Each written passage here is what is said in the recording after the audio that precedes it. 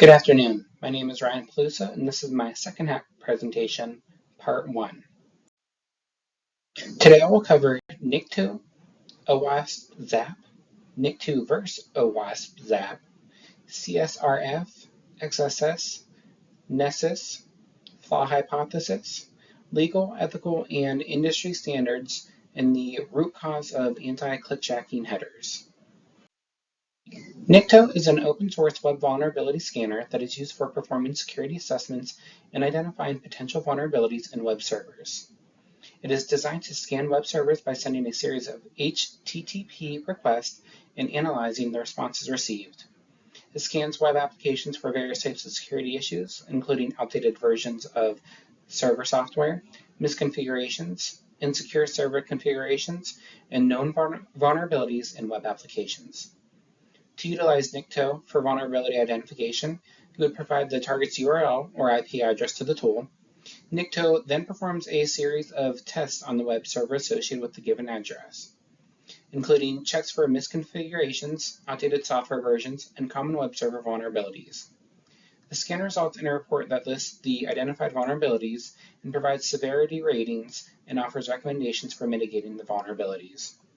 The report on the left shows the multiple vulnerabilities. One is mod SSL 2.8.4, which appears to be outdated. This could lead to a remotely exploitable buffer overflow when attempting to cache SSL sessions.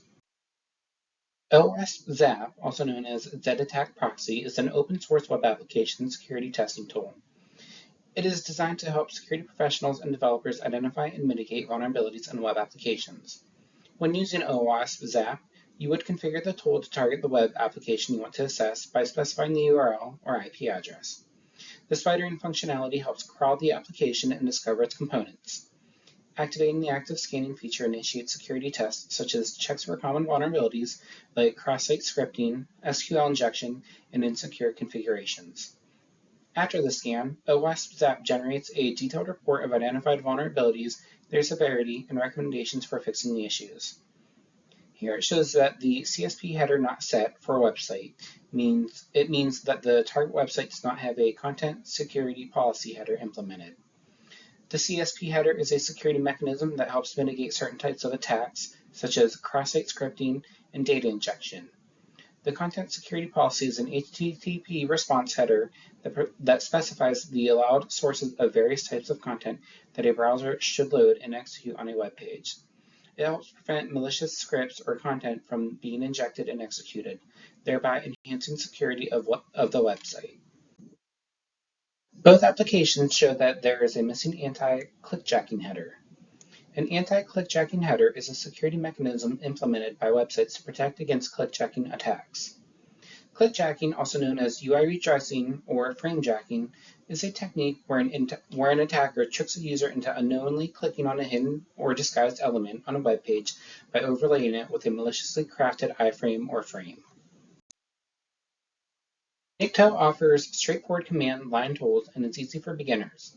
It also is faster than OWASP and allows for identifying web server vulnerabilities. The cons is that it can miss vulnerabilities specific to web applications and does not have a real-time interaction with web applications. OWASP, on the other hand, is designed for comprehensive web application security testing and covers a wide range of vulnerabilities. It also has a real-time interaction with the web applications during security testing, and requests can be modified as needed. Lastly, it can perform active scanning by automatically analyzing requests and responses to provide a detailed report. Unfortunately, it does have a learning curve compared to Nikto, since it has advanced features. It can also impact performance as it requires a lot of resources to operate. Cross-site request forgery is an attack technique that targets the state-changing actions performed by authenticated users on web applications. In a CSRF attack, an attacker tricks the victim into unknowingly executing unwanted actions on a target website. It involves using a malicious website or leverages a compromised website under their control. The victim visits a malicious website either by clicking a link, opening an email, or being redirected. The malicious site contains crafted HTML or JavaScript code. The crafted code on the malicious site triggers an HTTP request to the target website, attempting to perform a state-changing action on behalf of the victim. Since the victim is already authenticated on the target website, the browser automatically sends the victim's credentials, cookies or session tokens, along with the malicious request. The target website, considering the request legitimate due to the valid session, processes the action without the victim's knowledge or consent. XSS, which stands for Cross-Site Scripting, is a web application vulnerability that allows attackers to inject and execute malicious scripts, usually like JavaScript, into the output of a web application. XSS usually occurs when a web application fails to properly validate and sanitize user-supplied input, allowing the injection of scripts that can be executed by other users visiting the vulnerable page. Attackers exploit input fields such as forms, search boxes, or comment sections by injecting specially crafted scripts. These scripts can be executed by other users who view the vulnerable page. Stored XSS is the malicious script which is permanently stored on the target server, typically in a database. When the vulnerable page is viewed, the script is served to the user. Reflected XSS is the injected script which is included in a URL or input field and is immediately reflected in the server's response.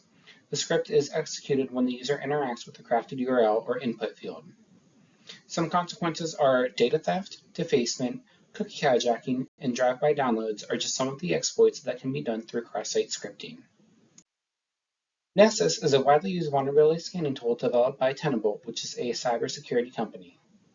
It helps organizations identify and assess security vulnerabilities in their networks, systems, and applications. Nessus is designed to support both internal and external vulnerability scanning, providing comprehensive coverage for security assessments. To identify vulnerabilities using Nessus, you would configure a scan by specifying the target systems or IP addresses and desired scan type. Once the scan is initiated, Nessus actively probes the target, checking for known vulnerabilities, misconfigurations, weak passwords, and other security issues. After the scan is completed, you can analyze the generated report, which provides a detailed list of identified vulnerabilities along with severity ratings and recommendations for remediation. Some vulnerabilities that I found are 12245, which this version is vulnerable to a flaw that could allow an attacker to disable the remote website remotely or to execute arbitrary code on the remote host. 40984 is multiple Nessus plugins identified directories on the web server that are browsable. 10816 is a Webalizer, which is a web server log analysis application, was detected on the remote host. This version of the Webalizer has multiple cross-site scripting vulnerabilities that could allow malicious HTML tags to be injected in the reports. 78555 is a remote web server which is running a version of OpenSSL that is no longer supported. 57459 is the remote web server is running a version of OpenSSL older than 0.9.8s. 17750 is a remote attacker that can crash the server by sending an overly long Kerberos ticket or a crafted SSL or TLS handshake. Other vulnerabilities are 171347, which is Apache HTTPD is less than or equal to 1.3.x. It is therefore no longer maintained by its vendor or provider. 13651, there is a format string condition in the log functions of the remote module which may allow an attacker to execute arbitrary code on the remote host. 11213, the remote web server supports the trace and or track methods. Trace and track are HTTP methods that are used to debug web server connections. 17754 is the dirchop script that is shipped with these versions allows a malicious user to overwrite arbitrary files. The flaw hypothesis suggests that outdated mod SSL 2.8.4, missing anti-clickjacking header, and multiple vulnerabilities identified while using Nikto, OWASP, and Nessus could allow the system to be exploited if not updated and configured properly. Mod SSL 2.8.4 is an outdated version of SSL/TLS module for Apache web servers. Man-in-the-middle and denial-of-service attacks could be used to exploit this vulnerability. Anti-clickjacking headers can be exploited by using frame-busting buster attacks or browser vulnerabilities. OpenSSL earlier than 0.96M or 0.97.D could be used to remote crash the server by sending a crafted SSL or TLS handshake. My recommendation to disclose vulnerabilities to the public is as follows. All disclosure practices should be followed appropriately, which involve privately reporting the vulnerability to the affected organization and allowing them a reasonable amount of time to address the issue before public disclosure. The specific time frame may vary depending on the severity and complexity of the vulnerability, but typically a window of 30 to 90 days is considered reasonable.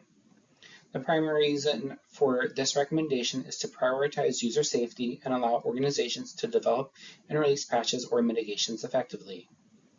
Coordinated disclosures help minimize the risk of malicious exploitation while enabling organizations to protect their systems and users promptly. Every case should be assessed individually, and in some situations, immediate public disclosure, such as zero-day vulnerabilities with active exploitation, may be necessary to protect users when the affected organization is unresponsive or poses a significant risk to users. Anti-clickjacking headers are security measures implemented by web servers to protect against clickjacking attacks. These headers provide instructions to web browsers on how to handle the display of web content within frames or iframes. Clickjacking vulnerabilities arise due to browsers allowing content to be displayed without strict restrictions, which enables attackers to overlay malicious elements and deceive users into interacting with them. The root cause is a lack of inherent protection that allows attackers to perform unauthorized actions on behalf of the users. Anti-clickjacking headers such as X-frame options and content security policy were introduced to address the issue by guiding browsers on how to render content and prevent clickjacking. By implementing these headers, web developers can enhance website security and safeguard users from clickjacking attacks. Today I covered Nikto, OWASP ZAP, Nikto vs. OWASP ZAP, CSRF, XSS, Nessus, flaw hypothesis, legal, ethical, and industry standards, and the root cause of anti-clickjacking headers.